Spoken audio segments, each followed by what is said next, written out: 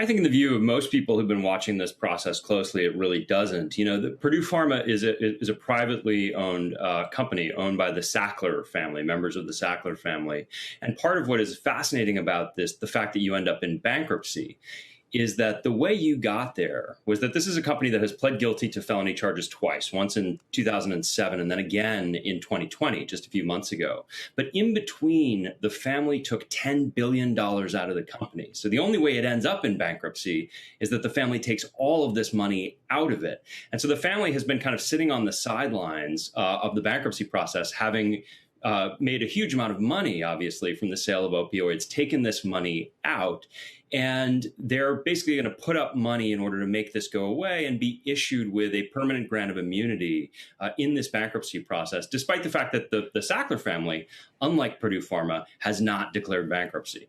Patrick, your book, Empire of Pain, I read it a couple of weeks ago. It is gripping. In my view, it is on its way to being the best business book of the year. It's a fascinating read, and it's multi-generational. You follow the family from their immigrant roots all the way through the empire building that they did. In a lot of ways, it feels like The Godfather, right? These immigrant families come to the United States and build an empire, and to the point where they're in contact with and even in control of some of the top elites in U.S. society. And what's so aggravating and frustrating as you read through the book, which is a page turner, is that you get to the point where the money eventually corrupts everybody. It corrupts the pharmaceutical salespeople. It corrupts the doctors who are writing the prescriptions. It corrupts the lawyers who are involved in defending it. It corrupts the FDA. It corrupts the Justice Department. At some point, the money just subsumes the system that's there to provide checks and balances. And so I wonder what the lesson is as you look at Purdue and look out to the future, because there's a whole new trend of ESG investing, which is where investors are trying to find sort of a moral underpinning for their investment decisions. How do investors make sure that they're not investing in the next one of these when the system failed so badly the last time around?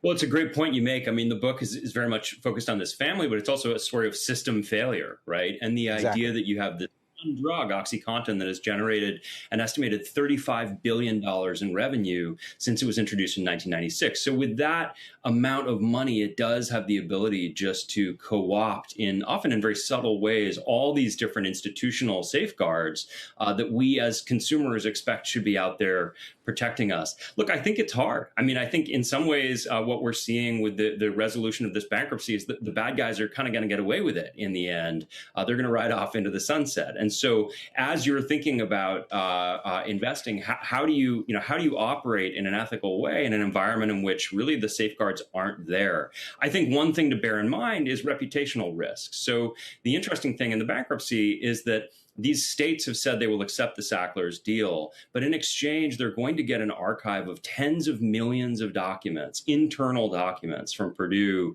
covering internal emails, depositions, what have you. And I think that that's going to create a reputational cost, specifically for the Sackler family, that's going to be really difficult to outrun in the future. And I think similarly, that would be an issue for anybody who is looking to do business in the potentially reckless way in which Purdue Pharma has. Shepard Smith here. Thanks for watching CNBC on YouTube.